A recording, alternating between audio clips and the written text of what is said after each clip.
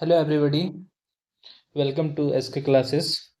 सभी को मैं हूं सुनील कुमार, आपकी इंग्लिश एजुकेटर। तो कैसे हो आप लोग? आशा करता हूं आप लोग सभी को बढ़िया होंगे और मैं भी बहुत बढ़िया हूं। तो आज हम लोग एक चैप्टर को लेकर के आ गए हैं जिसका समरी थोड़ा जान लेते हैं, क्योंकि बहुत ही इंपॉर्टेंट है आपके एग्जामिनेशन में ये। और ये आपके इंग्लिश फ्लेमिंगो बुक की पहला चैप्टर है, first chapter, that is the last lesson, है ना। तो ये चैप्टर में क्या है, बेसिकली मैं आपको थोड़ा सा बता देता हूँ इसका व्यू। कि ये जो चैप्टर लिखी गई है, ये चैप्टर लिखी गई है तब जब फ्रांस और प्रेशियन प्रेशियन मीन्स जर्मनी, ठीक है, दोनों के बीच में जब लड़ाई हुई थी, तो उसमें क्या हुआ था, फ्रांस हार गया था।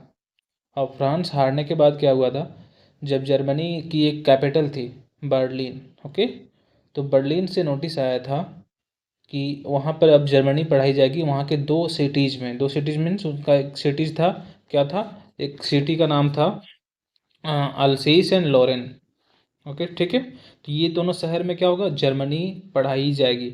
तो इसी में क्या है, एक आपका जिसका जो कैरेक्टर है इस स्टोरी का, उसमें एक टीचर रहते हैं जो पिछले 40 साल से फ्रांस में क्या पढ़ा रहे होते हैं वहाँ पिछले 40 साल से। और इसमें दूसरा कैरेक्टर है जो है क्या, फ्रेंच, FRANG, फ्रेंच, फ्रेंच जो स्टूडेंट रहता है, चलिए वो पढ़ने के लिए जाता है। तो स्टोरी ऐसे स्टार्ट होती है कि समझो कि वहाँ जो फ्रेंच है वो काफ़ी लेट होता है, कभी होमवर्क को टाइम पर करता नहीं है, एकदम लेजी स्टूडेंट रहता है।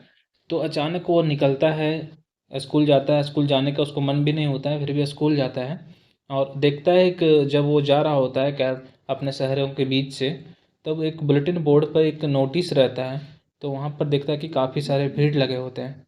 तो वह बता रहा होता है कि यहाँ यही बुलेटिन बोर्ड के थ्रू से हमें क्या होती है, सभी नेगेटिव जो नोटिस आती है, नेगेटिव चीज़ें हमें जानकारी मिलती है, यहीं से मिलती है, यहीं से समस्या यहीं से स्टार्ट होती है।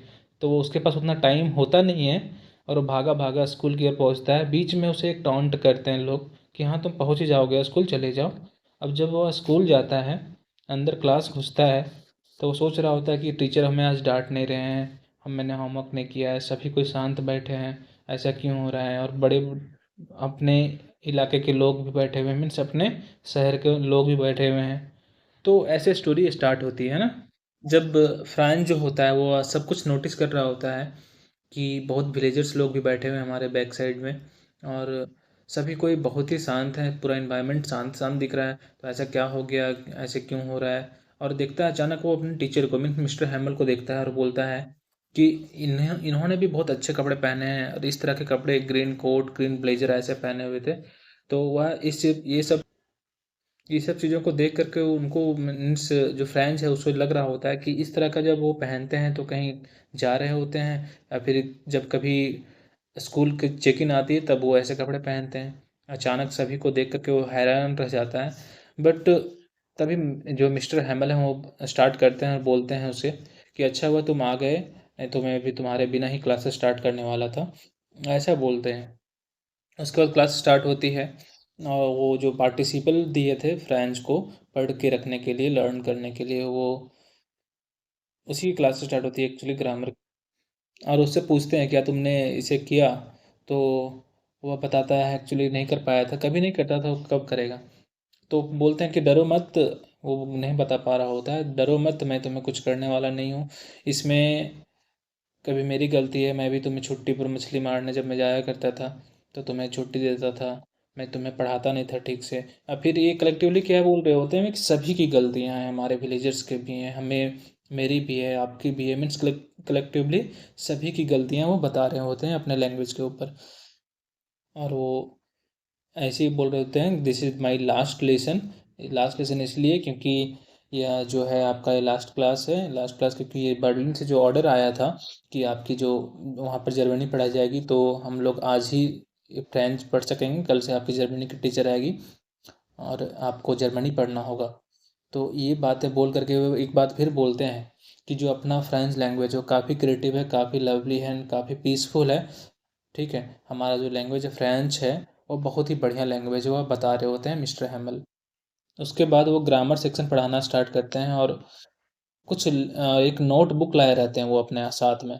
तो रेड कलर का नोटबुक रहता है, वो सभी को डिस्ट्रीब्यूट करते हैं जितने नोटबुक रहता है उनके पास, और सभी को इतने अच्छा से पढ़ा रहे होते हैं। मैं यहाँ पर बोल रहा है फ्रेंड्स कि उस दिन जो मिस्टर हैमल है, जो उनके टीचर हैं, इतना बढ़िया पढ़ा रहे होते हैं, उन्हें लग रहा होता है कि पहली बार ऐसा पढ़ा रहे हैं, क्योंकि उनका तो लास्ट लेसन रहता है ना, लास्ट क्लासेस रहती हैं।